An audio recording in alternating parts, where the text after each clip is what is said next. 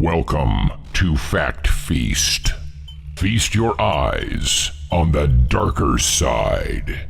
Subscribe, like, and share. Exploring the creepy haunted psychiatric hospital, Zofiówka. If you imagine an abandoned hospital, it may very well seem a dark and foreboding place where we may be hesitant to tread, for fear of being frightened by something unseen. After all, hospital buildings are witness to much life and death. There is one such sanatorium, however, located in the forests of Poland, where reality is more nightmarish than any fictional invention. Fact Feast visits the Sanatorium Zofiówka so you too can explore its dark history that the now silent walls have witnessed, and find out why this devastated building has become additionally infamous as an eerie location for some creepy internet videos. Please give this video a thumbs up to recognize the effort of bringing this video to you from an unusual location. If you find this video interesting, please subscribe so that we can bring you more content like this in future. The aim of this video is to explain a difficult and sensitive topic in an informative way. And before I start, I want to say that given the cruelty and terror that fell on people who lost their lives at Zofiówka, I hope that their souls are now at peace, and that remembering what happened ensures such events are never witnessed again. The abandoned and crumbling Sanatorium Zofiówka is located outside of Otwock, a small town southeast of Warsaw in Poland. It is now surrounded by a dense, eerily silent forest and is reached only by a narrow old road that winds through the trees. It is now little more than a crumbling shell, with its windows smashed out and interior decoration largely lost to ruin and decay. It was built as a hospital in 1908 on the initiative of the Society for the Mental and Nervous Care of Sick Jews, following the donation of 30 hectares of land by Sophia Endelman, after whom the hospital is named. The hospital expanded rapidly in pre-war decades, adding additional wings to total 272 beds from the original 95. The hospital met the care needs of the local, mostly poor, Jewish population with nervous and mental disabilities through rehabilitative care, socializing patients through employment, being innovative treatment methods for the time. In 1932, Jacob Frostig, who played an important role in the development of world psychiatry, became the doctor of the hospital. The renowned psychiatrist, himself Jewish, achieved important modifications in the treatment of schizophrenia with insulin and pioneered electroconvulsive therapy. During the German occupation, Zofiówka found itself located in the so-called medical zone. Brias, a nearby sanatorium for tuberculosis, also fell into this zone. It was under the management of the German doctor Jost Walbaum. On the order of the Germans, Zofiówka was the only place for Jews with mental disabilities in the governorate. The Otwock ghetto was established on the 15th of January 1941 and sealed in May the same year. It housed about 15,000 Jews, being the second largest ghetto in the Warsaw district, after Warsaw's ghetto of 450,000 Jews. The result of the ghetto being sealed was such that no patient could be discharged, despite staff shortages resulting from the flee of much of the staff at the outbreak of war. Overcrowding and shortage of funds led to the management making one of the Zofiówka's pavilions available to paying guests from the main ghetto. The fact that a stay here would have seemed relatively desirable compared to what must have been comparatively harrowing conditions in the ghetto speak for itself, given the noise and disturbance these guests must have experienced from the suffering and wailing of patients. German health authorities continue to send more and more mentally ill Jews to Zofiówka from other hospitals. As a result of overcrowding, cold, deprivation and unsanitary conditions, Over half of the patients died between June and November 1941. Action T4 was a post-war name for involuntary euthanasia in Germany. The name T4 is an abbreviation of Tiergartenstraße 4, a street address of the Chancellery Department set up in the spring of 1940 in the Berlin borough of Tiergarten, which recruited and paid personnel associated with T4. Certain German physicians were authorized to select patients deemed incurably sick after most critical medical examination, and then administer to them what the Germans called mercy death, Gnadentod. In October 1939, Adolf Hitler signed a euthanasia note, backdated to the 1st of September 1939, that authorized his physician Karl Brandt and Reichsleiter Philipp Buhler to implement the program. Killings took place from September 1939 until the end of the war in 1945, during which 275,000 to 300,000 people lost their lives at various extermination centers, located at psychiatric hospitals in Germany, Austria, the Protectorate of Bohemia and Moravia, now the Czech Republic, and German-occupied Poland. Zofiówka was also subjected to this action. The ghetto was liquidated from the 19th of August 1942. Of its Jewish population of 12,000 to 15,000 people, around 8,000 were assembled by Ukrainian travnikis, supervised by the Germans at a layover yard in Otwock, and transported in cattle trucks to extermination camps in Treblinka and Auschwitz. Jews who remained were summarily shot at Remonta Street soon after.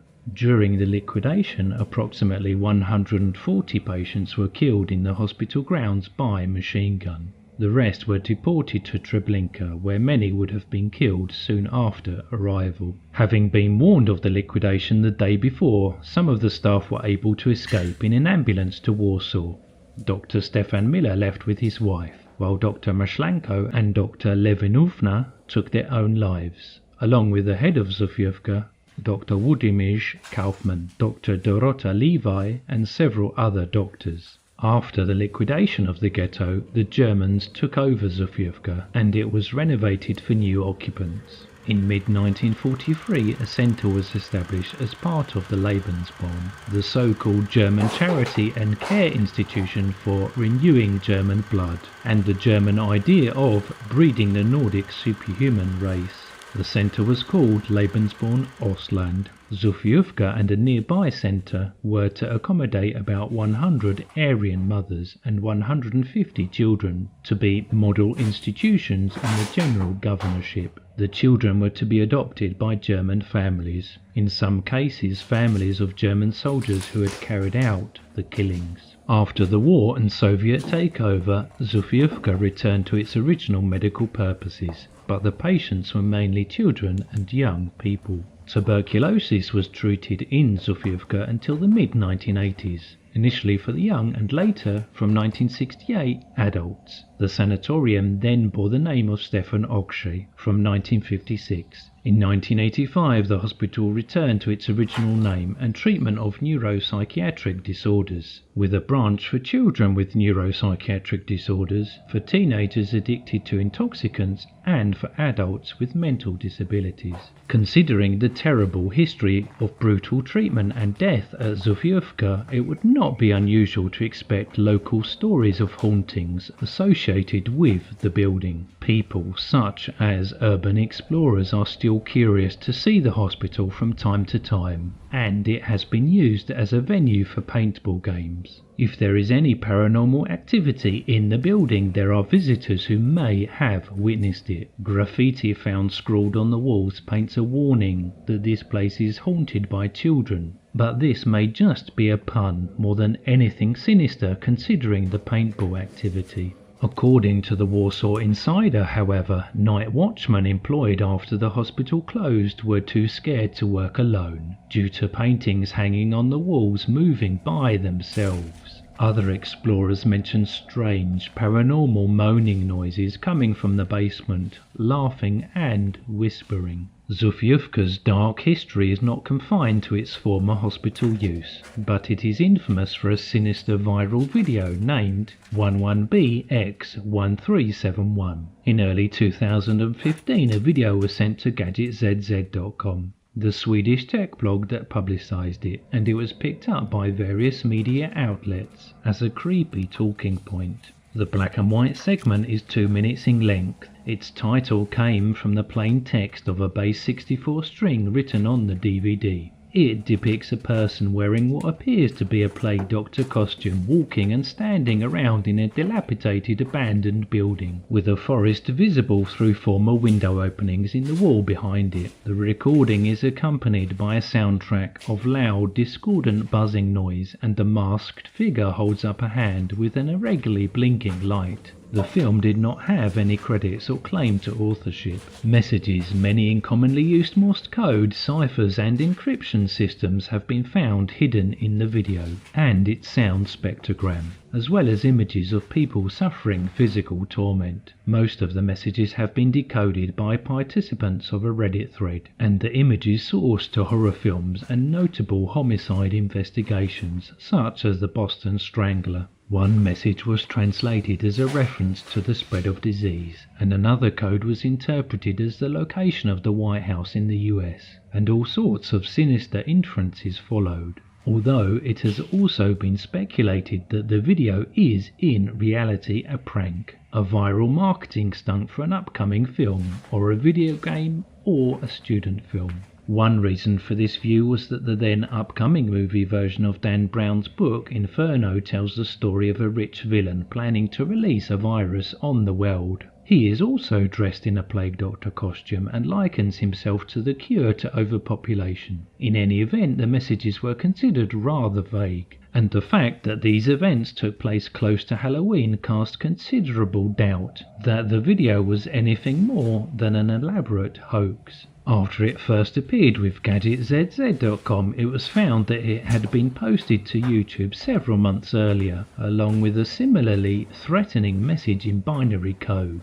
The poster of that video, known as AETBX, has suggested to inquiring journalists that GadgetZZ is not telling the truth about how it came to possess the video. Internet investigators managed to establish that it was filmed at Zofiówka due to parallels noticed in windows and graffiti sometime between November 2013 and the video's release.